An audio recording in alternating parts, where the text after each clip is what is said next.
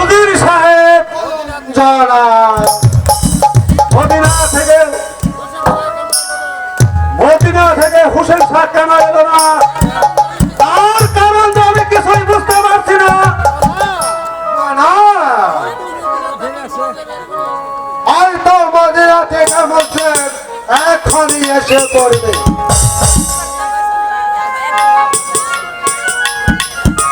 আসসালামু আলাইকুম। ওয়ালাইকুম সালাম। আসুন আসুন মুসলিম ভাই, মদিনার কুশল বলো। আমার বন্ধু হুসেন শাহ না আসার কারণ কি? এই বন্ধুর জন্য কুমার সিংহাসন শূন্য করে আছে, তবে কি আমি আমার বন্ধুর দেখা পাবো না? আপনি কোনো চিন্তা করবেন না, আপনার বন্ধু অল্প দিনের মধ্যেই উপায় আসবে। তাহলে আমার চিন্তা দূর হলো। বাহাদুর চলে আমার সাথে।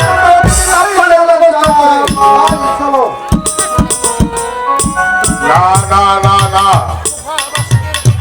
আমি এই কুপাবাসীদের প্রতি আমার আগেই কোনো সন্দেহ রইল না, তাই আজই আমি পত্র লিখে আমি ওই মদিনায় পাঠিয়ে দিব।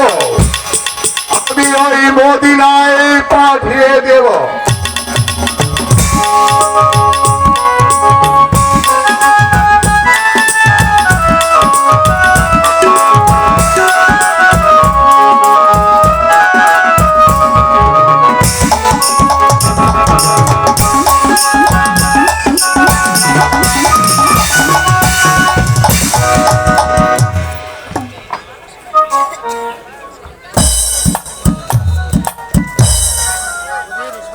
উজির সাহেব বলেন জানা,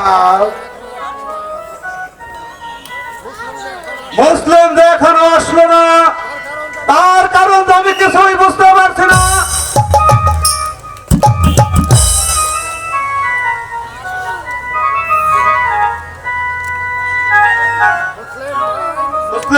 মুসলিম ভাই বড় সর্বনাশ হয়ে গিয়েছে। সর্বনাশ হয়েছে, মদিনাবাসীদের আশ্রয় দিছি বলে কুফাবাসী ওই বেঈমানের দিন আক্রমণ করেছে। বাদির বাচ্চা মেয়েটি তোমার অনেক এত বড় চোখ, মুসলিমদেরকে আশ্রয় দিছে বলে কোন ভয়ের প্রস্তুত। আমি হলাম ওই মদিনার মহাবীর মুসলিম, তাই আপনি আমাকে আশীর্বাদ করুন। আমি আশীর্বাদ করি বন্ধু। আমি এই মুহূর্তে যুদ্ধে ঝাঁপিয়ে পড়বো। ওই বাদির বাচ্চায় যুদ্ধে এমন শিক্ষা দিব, সে যেন কোনদিন এই কুপাক্রমণ করতে সাহস না পায়। আপনি সেনাসৈন্য নিয়ে আপনি এখনই যুদ্ধে ঝাঁপিয়ে পড়ুন। আপনি এখনই যুদ্ধে যান।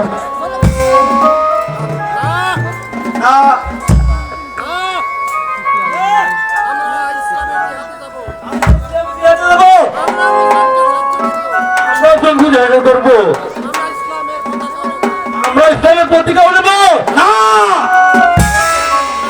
এই মুসলিমকে পিছন থেকে আঘাত করবে এবং তাকে নির্মমভাবে হত্যা করবে।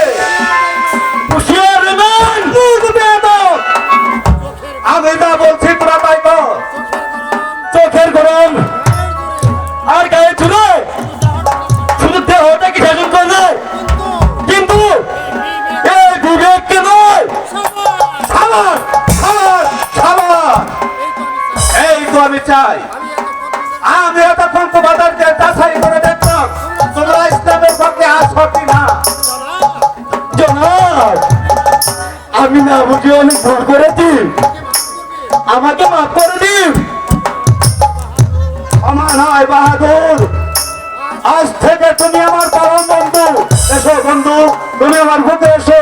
এসো বন্ধু।